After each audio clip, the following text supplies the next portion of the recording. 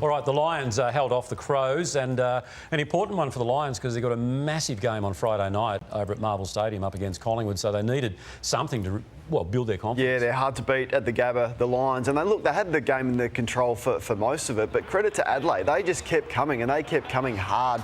The Crows late, and to the point where Thilthorpe kicked a goal with about 9 minutes to go just to keep them in touch. But I just wanted to highlight Hugh McCluggage and his performance. It's just one of the very good games of the season.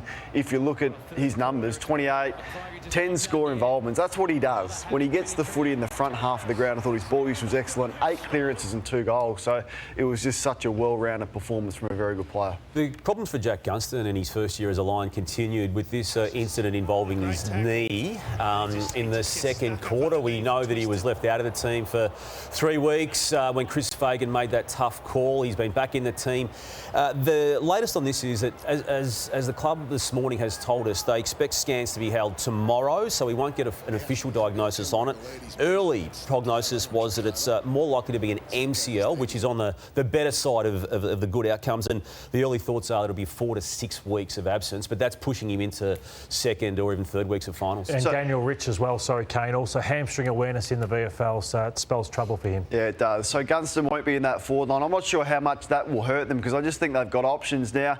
If this group of small forwards put it together for 2 or 3 weeks, it could carry them to a premiership. It's the best group of small forwards in the game, and this was highlighted yesterday. So Bailey's pressure here and their ability to provide pressure and win ground balls inside forward 50 is a weapon that I don't reckon other teams have. So you're looking at the numbers. So Rayner through here, we've got Bailey, we've got Charlie Cameron, who was enormous yesterday, we've got Zorko if he goes forward, we've got Link McCarthy who kicked a couple of goals. So Cameron had 9 score involvements with 3 goals.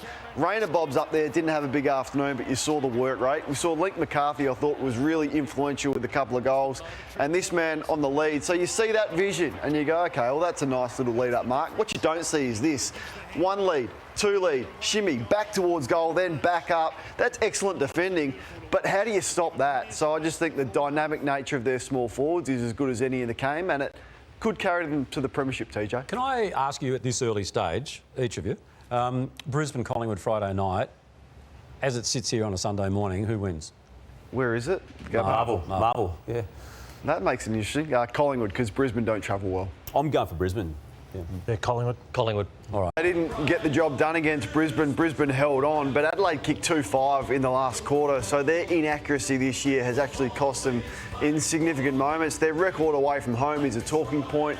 They actually have played some good footy away from home without getting the wins. But it's too good a season to not be playing finals, It is, Damo. They've missed some opportunities. Yesterday, though, with the young, experienced back line that they've got, so no Murray, no Butts, no Duday, no Rankin in the side, no Chase Jones. So the injuries have piled up, and I did think they looked fatigued. We've spoken about Brisbane's small forwards who absolutely had a field day yesterday. They didn't get a lot from Joe Danaher, didn't get a lot from Hipwood, as is often the case, but it was these types of players that did the damage. I thought Payne did an excellent job. Taylor Walker gets a cheapie there, but he only kicked 2 goals, and Payne got the better of him. Wilmot across half-back was very good, and McKenna and him have become weapons for them. No Coleman in the side. So, look, Brisbane aren't perfect. There's no doubt about that, but they do have talent in their lineup, and if they get a top 2 position, the prospect of not leaving the Gabba until grand final day is very, very real, and that's why the last 2 weeks for them holding on against Fremantle and holding on against Adelaide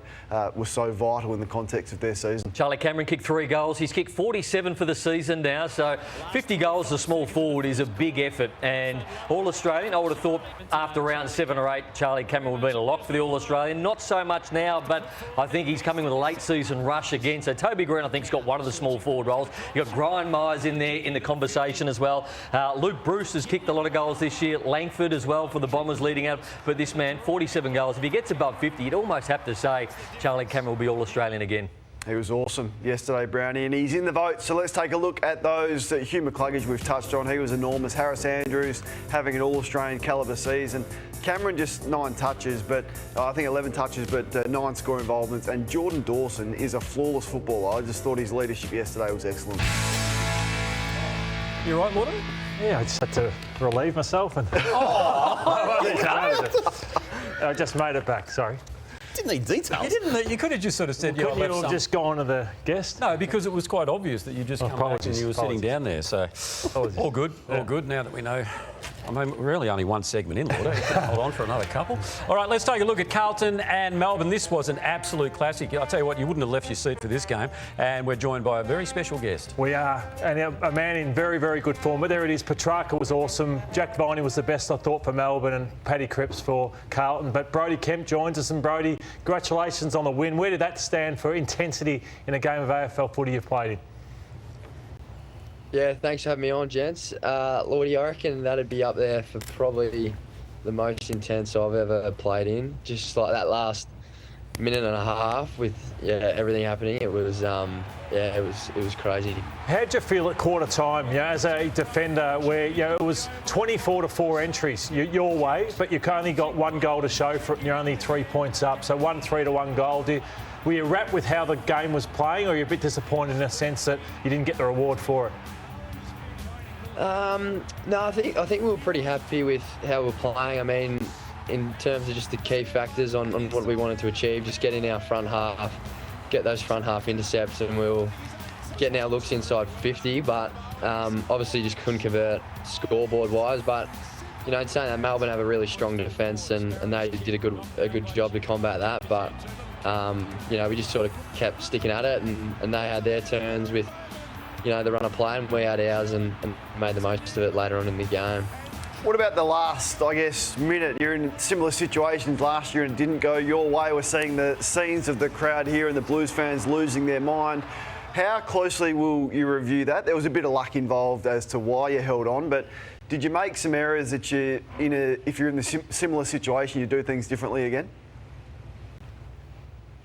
Well, I thought we did pretty well, in terms of trying to manage the game and get an extra behind the ball. We thought we did that well. We can have a bit of a laugh about it now with some of our exit kits going corridor, but we can touch that up, as we review that early in the week. But I think mostly we did a pretty good job to hold off their attack, and they kept coming and they were really good, Melbourne. But we were able to hang on. We hadn't seen the best of George Hewitt this year. A few injury concerns. He was subbed in and subbed out of games, but his last 4 weeks have been the George Hewitt of old. And last night, I thought he was built for a game like that and controlled the engine room for you guys. Yeah, he did. Yeah, certainly. And George, I think, he's been a big part of the recent surge we've had with our 8 games in a row. I think him, and as well as, Paddy Dow coming in and playing a really good role for us, and then Cripper leading from the front. It's been really pleasing for a defender that our midfield's getting dominance in games, and we can set the ground up from there. But yeah, George has been very good, and he was very good last night. Brodie, the goal review of Christian Petrarca's long bomb with 40 seconds remaining and Caleb Marchbank touching the ball, sent up as a soft call as it being a rush behind. Where were you in this moment? What did you think was about to happen? I was sort of right there, and he sort of put his hand straight up saying, it was touch. So I couldn't really see anything, but I just sort of took his word for it, and I haven't really seen much of the review, but he said it was touch, and a few others said it was touch. So I think we've just Did you hear it yourself? Did you hear the touching of the ball yourself?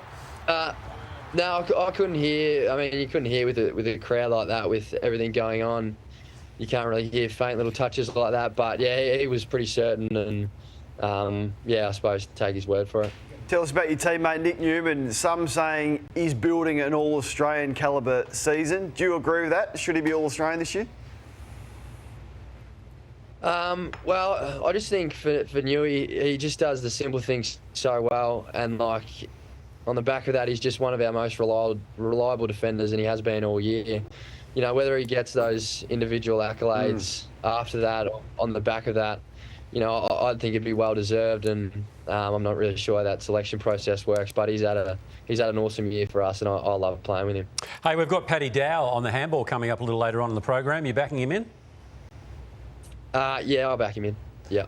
Okay. Yeah, he should be able to get the job done. The votes last night, Brodie, obviously led by your skipper, Patrick Cripps, gets a 9. Jack Viney, just brutal. That to send Ed Curnow to him in the last quarter to have a run with. He was that good. Nick Newman, as Kane touched on, and George Hewitt. I hope he keeps his spot on the side. because he was as tough as nails last night in 30 possessions. And for joining us on the Sunday Footy Show, you walk away with the best prize pack in the business. We'll start with the JLab Epic Air Sport ANC headphones. 70 hours of playtime thanks to JLab, your kind of tech. There's the Odyssey White Hot Versa Putter. That's valued at $450 thanks to Odyssey, if you don't mind. Your golf apparel is sorted with Clutch & Co, the perfect blend of style and comfort. There's the Callaway cap for you as well as 4 Travis Matthews caps to keep the whole playing group happy. Locked and loaded here with the OGO gift voucher, $150 for a bag of your choice from OGO.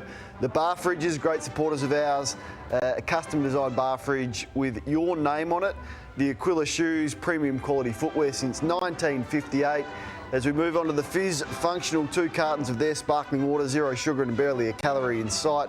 The Rix Eyewear, a pair from Rix Eyewear, eyewear that inspires confidence, rixeyewear.com.au, and finish off with a meal for you at Platform 28, our favourite pub right here in Docklands. All right, good on you, Brodie. What's on for the rest of the day for you, mate? I think I'll go watch the VFL boys. They play Casey at 12, so I'll head down to Icon Park there and hopefully they get a win as well. All right, mind That'll be about it for me. You do look very comfortable on that biggest chair known to mankind. Yeah, I am. It's a nice Sunday morning. It's been after a win, so I'm a bit relaxed. All right, good work, Brodie. Good on you, mate. Thanks for joining us. No, thanks for having me, gentlemen. All right, terrific stuff. And just on Carlton too, a new book's been launched, Brilliance and Brutality by Dan Eddy, who's written some fantastic books, certainly a big Essendon fan, Mordo. And it is amazing. It focuses on the 72 and 73 grand finals, which were great rivalries between Richmond and Carlton. So have a look out for that one, Brilliance and Brutality by Dan Eddy. This is something I've introduced since you've been away. I mean, you were pretty disciplined last week, but you're getting maybe just letting the brakes tie out a little bit. So, sorry, I'll just give the nod to and that's. Wrap it up, Tone. Just wrap it up, It's when Jack says we're 8 minutes over, we're going to cut stuff out of the show. Well, we know you got a free book, but wrap it up. Welcome back. Hope you're enjoying the Sunday Footy Show as much as we are here in the studio at the moment. Well done. We had a robust conversation on the break. It was honest and frank. Anyway, so let's turn our attention now to Marvel Stadium. It was the clash between Essendon and North Melbourne. As we said, full marks to Essendon. They got the 4 points, but this was one that sort of got away from North Melbourne. It did, TJ. They're always thereabouts North, but just can't get over the line. Nick Larkey, what a season he's had. Sheasel, Damo, will he win their best and fairest as a first-year player? I reckon he's every chance. I mean, the person beneath him there on that stats from yesterday is the main man at North Melbourne, Luke Davies-Uniacke, but he's missed footy. He missed 4 or 5, didn't he? Yeah, he's missed footy with injury. Sheasel's played every game. Larky's been enormous. Larky's been huge with 50-plus goals in a Coleman medal chance. But, look, probably Lordo, yes. And Langford and Martin, sensational for the Bombers, TJ. All right, let's head out to the hangar now. Alicia Muling is there. And, Alicia, you've got a very special guest with you. Yeah, I do, Tony. Just near the hangar, Albert Park, just a bit down the road. But I'm here with Andrew McGrath and Andy. Like the guy said, it was a pretty tight contest. Talk us through those last final minutes. Yeah, it was a little bit closer than we would have liked. Credit to North Melbourne, they had a really special occasion celebrating the legend of their footy club, Ben Cunnington, so congratulations to him on an awesome career. But from our point of view, we're really proud to get the job done. It wasn't pretty at times, and through the middle patch there, it was a little bit scrappy as everyone saw, but to get the 4 points is important and we learn from it and move on. Lottie spoke about him earlier in the show, but Nick Martin's performance was sublime and he's had such a wonderful season. Yeah, Nick's super. I spoke a little bit about him on radio last night, but he's an interesting character. He doesn't say a lot around the football club, but he's got an aura about him on the football field, and last night was just an example of what he can do when he's up and going, and we're just encouraging him to be himself and keep bringing his strengths to the table. Andrew, how big a loss has Draper been for you? It feels like things have changed since he's gone out of the side, but Brad Scott's also spoken a bit about fatigue within the group. Where have you seen the issues of where you've dropped off a bit since because you were so good up until probably that Port Adelaide game? Yeah, it's a good question. I think throughout the season, Lloydie, there's ebbs and flows with form, and you're even seeing now, like Carlton, I think have won 8 in a row, and certain teams are dropping games at different times. But in regards to Drapes, he's a big out for us. He's a bit of an enigma around the football club. He brings a lot of energy and passion to the football that he plays and inspires his teammates. So we're really looking forward to having him back hopefully soon. But I think the job that Nick Bryan and Andrew Phillips have done for us in his absence has been massive.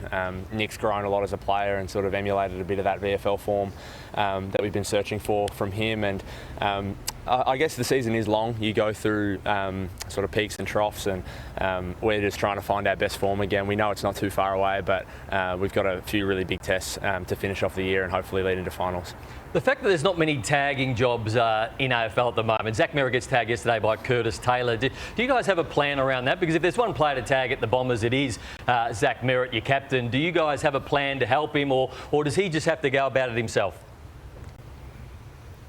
No, for sure. We anticipate Zach getting attention most weeks. He's a super player and obviously the captain of our football club, so a really important cog in what we do. And Zach's a very experienced head around that now. He understands the attention that he gets and the reason why he gets it. And I think he's at a really good point in his career now where he's able to manipulate that for the betterment of the team. And he's a super selfless player. He puts himself in position so guys like Nick Martin and Darcy can get on the end of some really good ball movement. So a lot of their performance can be credited to Zach, and it's our job as well to look out for him and help him out and sort of feed him the ball when we get opportunities. And you yourself, you get some of the big jobs as well. When you're playing down back, Charlie Cameron, arm across him this year, help from others, or is it just a one-on-one role? You do what you need to do? Again, it's a team role. I do enjoy those challenges of taking on some of the best smaller forwards in the competition. I love defending one-on-one, and a lot of the time those guys put you in dangerous situations, and sort of a part of the game that I really enjoy and thrive upon. I love those opportunities, and there might be a couple more coming up, but again, it's a team system. I really rely on pressure up the field to bring the ball in pressured and sort of nasty down into our back line, so I can do a good job if possible, but I do rely on a lot of the backs around me as well. Andy, you know what it's like to deal with the profile and the pressure of being a high draft pick. Elijah Sardis, your club's first pick from last year's draft, injured early in the season, managed through, but we've got to see him now for the past fortnight, and you can see why he was taken so early. Yeah, Elijah's an awesome kid, and I sort of really enjoy working with Elijah. He's very calm. Even when he got injured, it's easy for a young kid to go into his shell and sort of think that the world's against him, but credit to him and his determination to get back in the side. I guess Brad made him wait a little bit longer than he probably would have liked, but Elijah's been awesome since he's come in, and his form in the VFL has just sort of been replicated when he entered the AFL team. And guys, like we did last week with Hawthorn's Will Day, Andy is here to talk about the My Room charity, the wonderful work that they do with paediatric cancer. They've got their On the Boot challenge going at the moment. Andy, you've been involved with the organisation for a number of years and you've made some pretty special connections. Yeah, My Room's an awesome organisation. They do so much great work for children, their families going through a really tough time, and I've been really lucky to meet some amazing people. I'll give a shout out to Isaac, my little buddy, who I met through the foundation, and his family. They're beautiful people, and I cherish the relationship I have with them, and it's all because of the great work that Margaret and My Room do. Awesome stuff, Andy. So, guys, hopefully you can see on your screen, if you're sitting at home, some details to donate to My Room and the On the Boot challenge. As Andy said, Margaret and the team do some wonderful work supporting children and their families who are going through a really tough time. So if you can, donate. Andy, thank you so much for your time and best of luck for the last couple of rounds and hopefully further into the season. Thanks so much. Take care, guys. Thanks, guys. All right, terrific stuff there, Alicia Muling at Albert Park, which was so subtly pointed out to me earlier in the piece. TJ, the votes from yesterday. Nick Martin, best on ground. Nick Larkey, kicked 5. Ben Mackay, will he be playing for the Bombers next year? I'm interested in where he will end up, or will it be the Swans? And Darcy Parish was fantastic as well, with 33 disposals. Welcome back. You are watching the Sunday Footy Show. Media Ochre, the most controversial segment in football media, I would say. Not the original, but certainly the most controversial. That's coming up very shortly after we take a look at the Derby. And Kane Cornes pulling no punches a little earlier when it came to assessing the Eagles. 101-point win, as you see there. Schultz was good. Jai Amos is playing some really good football as well. 4 goals, 3. They've found one there. Every time I see Sturt play, I like what I see. Tim Kelly and Liam Duggan have probably been the standouts through that mid part of this field for the best part of this year. I think Tim Kelly will be their best and fairest winner. He continued to get to the football and kicking goals like that. They started okay, the West Coast Things. They kicked the first 2 goals and you thought, they've been competitive lately. They're at home. Can they cause an upset here? But then it was a procession after that. The next 18 goals, 64 inside 50s to 35. So they got smashed in that area. And for a team now that's won 9 games, it's almost a wasted year for Fremantle because they've played good football in little spurts, but they haven't been able to back it up. They're only 2 games outside the 8, and they'll look at some of the games they've lost, particularly some of the games they've lost at home, and they'll rue a season where they were so good last year that it was there to take this year to get in the 8 for the Fremantle Dockers, and they probably haven't quite come to the table with how we expect them to play. They haven't. They've got a good core group of young players, but they need to add to that in the off-season. One player who has played very well or better since Sean Darcy's been out of the side is Luke Jackson. Now, he didn't win the medal, but he's very close. Schultz won the medal for his big numbers, 24 and 5 goals. But here he is without Luke Jackson. He's a ruckman. He's not a forward. So if Fremantle was serious, they would make a hard call on Sean Darcy at the end of the year, get a first-round pick for Darcy, add to your midfield, which I think is lacking some depth, and just have this guy as your number 1 ruckman for the next 10 years. I don't get it. 2 star ruckmen in the one side don't work, and I think that's been highlighted since Sean Darcy has been out, but he was very, very good last night. Yeah, let's look at the votes, and Schultz, I thought, was the best man on the ground. It's clearly, he got a 9. Sarong and Brayshaw just continually get the football all year, and Jordan Clark, one of those mid-range players who, if they got to the football club, that can build into next year.